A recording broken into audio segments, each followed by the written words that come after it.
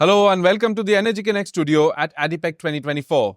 I'm delighted to have joining me in the studio today, Stephanie Del Carpio, Partner and Associate Director at Boston Consultant Group. Thank you, Stephanie, for being with us. Thank you. Pleasure to be here. Thank you.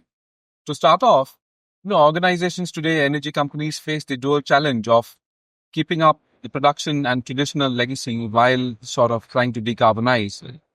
How is it possible to sort of balance these two? Yeah, it's a great question. I mean, this really comes to the heart of the energy trilemma.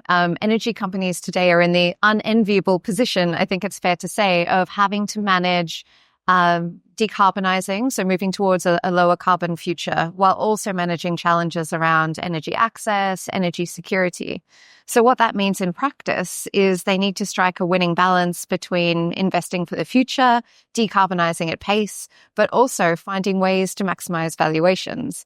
And for me, innovation is going to be, very much at the heart of how we succeed in this area. So when we think about that, I think there's three things that we think about. It's how do you articulate, activate, and embed an innovation culture within the industry. So firstly, what's culture? Culture for me is very much, how we do things. It's everything from, who gets hired in an organization, who gets fired, who gets rewarded, who gets promoted, and why.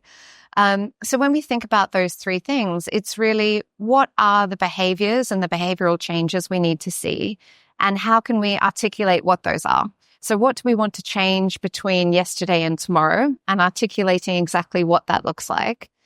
Then I think it's really about finding leaders to really activate that culture. So finding leadership role models who are really walking the talk, day in, day out. And then the last element is embedding that cultural change. So thinking about how do we make those behavioral changes, apparent in things like performance management, in decision making, so that they're really truly embedded and you end up with a culture that is innovative, and that will really help to drive the energy transition forward. That's quite a lot of step change, would you say that? Yes, absolutely. There are elements of it already. I think the energy industry has traditionally been very innovative. If you think about, upstream and the need to constantly update technologies, it is a very innovative industry already. The challenge now, I think, is applying that innovation to the low carbon challenge.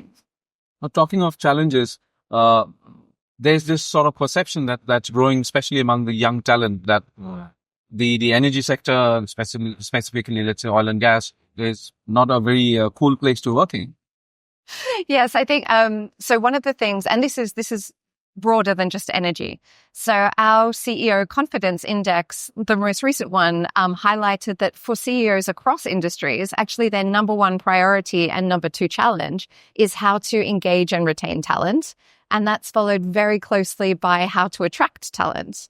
And as you said, this is even more important in energy, where I think it's along the lines of 42% of millennials and 66% of Gen Z don't see energy as an attractive industry to join. And that's a real shame, because we really need the next generation of talent to come through and really help us drive the transition. So what can we do about it? And the first thing I think is really understanding what does that generation value.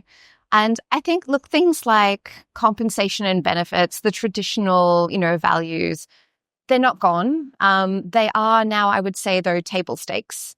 So the things that younger talent tend to value are things like purpose. They're really looking for purpose and meaning in their work. Flexibility and work-life balance also ranks really highly. And also things like development opportunities, and even the softer elements like, building really good relationship with peers, with line managers. So at the end of the day, the best way, I think, for energy companies to attract and retain that talent is to consistently review and update their employee value proposition in line with, what this next generation is looking for. And that also means tailoring your employer value proposition, because not every cohort values exactly the same thing. And it's also really important to think about the life cycle of an employee, because what I value as a new joiner, perhaps somebody who has a longer career and is perhaps looking to exit, they'll value something different. So really it comes down to making sure that you tailor your proposition to the cohorts you're trying to attract and retain. Now, that's an excellent point. While that happens against the backdrop of the energy transition, which is a really sort of complex process, and strategic partnerships are really crucial to driving the transition. Yeah. So what can companies do more to sort of ensure that they're not just instilling that culture of innovation and change that you spoke about, but also meeting environment targets? Yeah, great question as well. I think for me, partnerships are going to be absolutely critical. And again, this is not new. This is something that the industry has actually done quite well in the past. But no one company will be able to successfully navigate the transition. No one company can possibly be at the cutting edge of innovation. So it is really important to find the right partners to help you on that journey. And one thing that I think has been great about ADIPEC this week is we've seen so many companies, particularly in the AI hall, who really are, at that cutting edge and looking to partner with industry partners. So at the end of the day, for me, it comes down to there will be times when it's appropriate to partner with those, startups, the cutting edge partners, but there are also times when it's appropriate to partner with more traditional partners. So to give you an example, we're seeing oilfield services companies like Baker Hughes or like Halliburton starting to move into the decommissioning space to support the energy transition and support majors. We're also starting to see really a lot of sharing.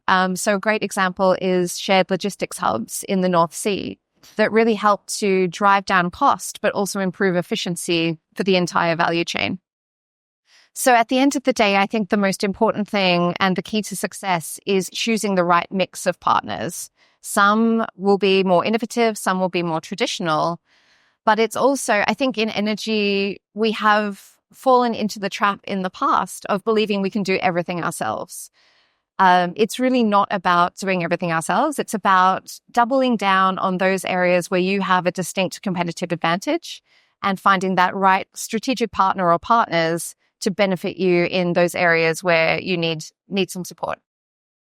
One of the areas where I think the industry has a lot of work to do is diversity. Yes. And why and the representation really remains low when it comes to the energy industry. What specific measures can companies take, and why is diversity so critical for the energy transition?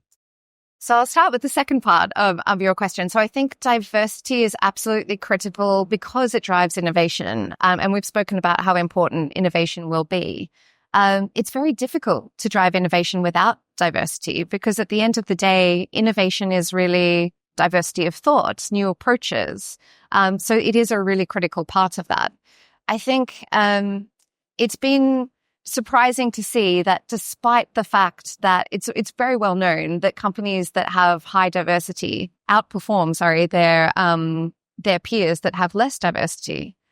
But unfortunately, our latest diversity report shows that, at least in gender, we've only improved slightly. So since 2021, the female representation in energy has only increased from 22 to 23%.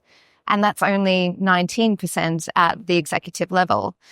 So what can we do about it? I mean, of course, gender is only one aspect of diversity. There are many, many more.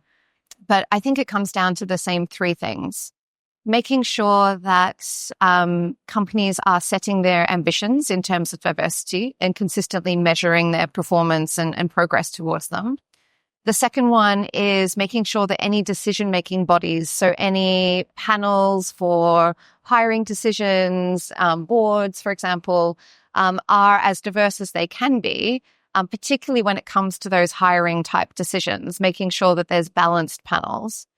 And the third piece is really making sure that there are development opportunities available to minorities that you're trying to promote within your company or within the industry.